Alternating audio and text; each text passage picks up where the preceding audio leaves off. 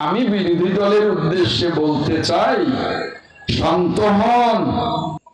এর আগে এমপি নির্বাচিত হয়েছে, মন্ত্রী হয়েছে, সরকার হয়েছে, শাসক হয়েছে।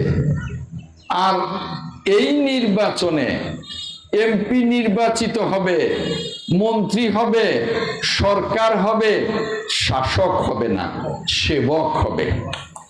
আমি আপনাদের সেবক, আমার প্রিয় নেতা গণপ্রজাতন্ত্রী বাংলাদেশ সরকারের মাননীয় প্রধানমন্ত্রী জনাব তারেক রহমান, তার পিতা শহীদ রাষ্ট্রপতি জিয়াউর রহমানের আদলে, তার মাতা মরহুমা দেশনেত্রী ম্যাডাম খালেদা জিয়ার আদলে তিনি কিন্তু প্রথম দিন থেকেই নিরলসভাবে এই দেশটার সেবা করে যাচ্ছেন।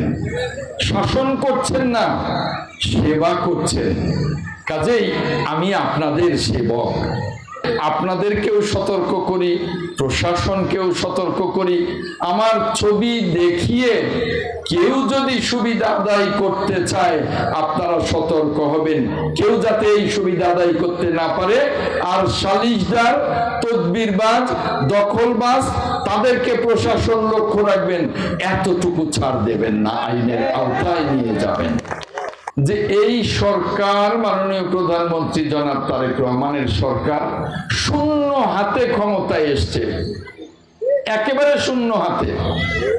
হাসিনা এই দেশের অর্থনীতিকে লুট করে একেবারে শূন্যের পর্যায়ে নিয়ে গিয়েছিল।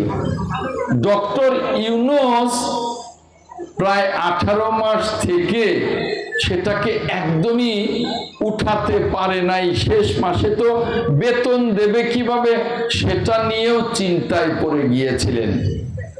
ওই একটা অবস্থায় আমরা কিন্তু সরকার গঠন করেছি।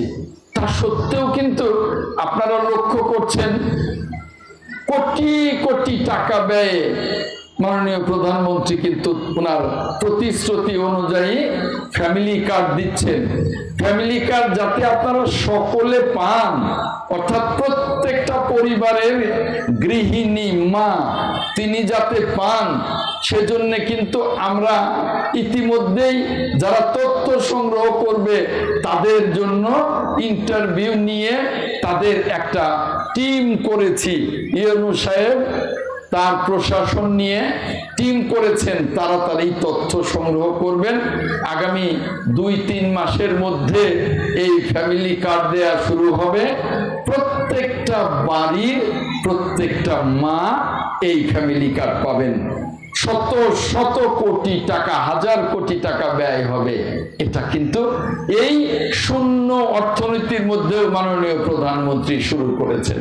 মাননীয় প্রধানমন্ত্রী কৃষক কার্ড দেয়া শুরু করেছেন, যেটা আমরা নির্বাচনের সময় বলেছি। মাননীয় প্রধানমন্ত্রী হেলথ কার্ড দেওয়া শুরু করেছেন, স্বাস্থ্য কার্ড।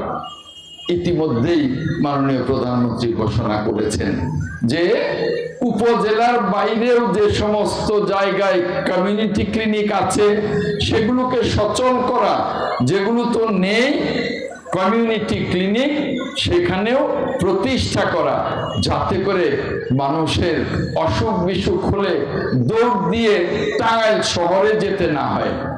আর আমরা একটা বিরোধী দল পেয়েছি, জামায়াত ইসলামী, এবং তার সাথে আরো কিছু ছোটখাটো দল। তারা এখনই আমাদেরকে এমন বানিয়ে ফেলেছে যে আমরা এখনই স্বৈরাচার হয়ে গেছি। এই 5 মাসে এত অসহিষ্ণু এই বিরোধী দলগুলো, যাদেরকে আমরা চিনি। আমি আমার নির্বাচনী সভায় বলেছিলাম, যারা একটা ভোটের জন্য ভেস্টের টিকিট দেয় ওরা পাপাচারে লিপ্ত। নাউজুবিল্লাহ মিন জালিক, ওরা পাপাচারে লিপ্ত। কারণ আমরা জানি যারা মুসলমান, আল্লাহ রাব্বুল আলামিন একমাত্র আমাদের প্রিয় নবী, আখেরি নবী হযরত মুহাম্মদ মুস্তাফা আহমেদ মুস্তাফা সাল্লাল্লাহু আলাইহি ওয়াসাল্লামকে একটা এখতিয়ার দিয়েছেন কাল কিয়ামতের ময়দানে। আর সেই এখতিয়ারটা হলো শাফায়াত, মানে সুপারিশ। এবং তিনি বলেছেন, আমার প্রিয় নবী যাকে শাফায়াত করবেন মানে সুপারিশ করবেন, তাকেই আমি বেহেশতের টিকিট দেব। তার মানে কি, বেহেশতের টিকিট রব্বুল আলামিনের হাতে, হ্যাঁ, হযরত মুহাম্মদ সাল্লাল্লাহু আলাইহি ওয়াসাল্লামের হাতেও না, তিনি শুধু সুপারিশ করবেন। আর ওই রাজনৈতিক দল ওনাদের পকেট ভর্তি বেহেশতের সুপারিশ, একটা করে ভোট দেবেন আর বেহেশতে চলে যাবেন, নাউজুবিল্লাহ মিন যালিক। আজকে তারা 5 মাসে অসহিষ্ণু হয়ে পড়েছে। তারা এখনই আমাদেরকে ক্ষমতাচ্যুত করতে চায়। এখনই তারা এমন অসহিষ্ণু যে কি যে বলেন আর না বলেন তারা নিজেরাও বোধহয় বুঝে না। আমি বিরোধী দলের উদ্দেশ্যে বলতে চাই, শান্ত হন, হুঁশে আসেন, বেহুশ হবেন না।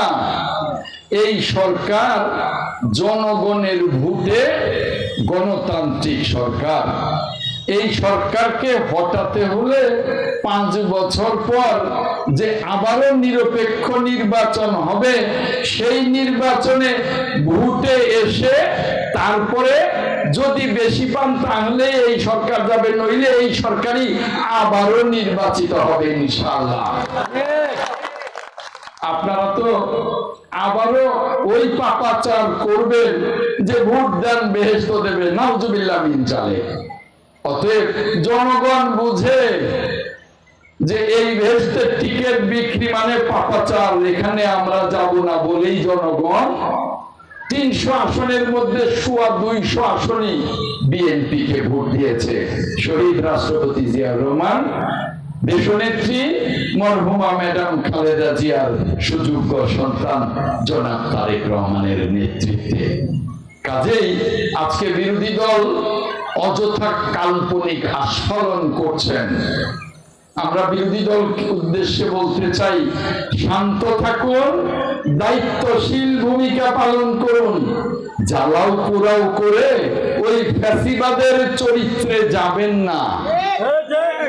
আমরা আর বাংলাদেশে জ্বালাও পোড়াও দেখতে চাই না। আমরা আর কোনো ফ্যাসিবাদ দেখতে চাই না। আমরা কোনো সিলেট নির্বাচন দেখতে চাই না। আমরা কোনো জোরজবরির শাসন দেখতে চাই না।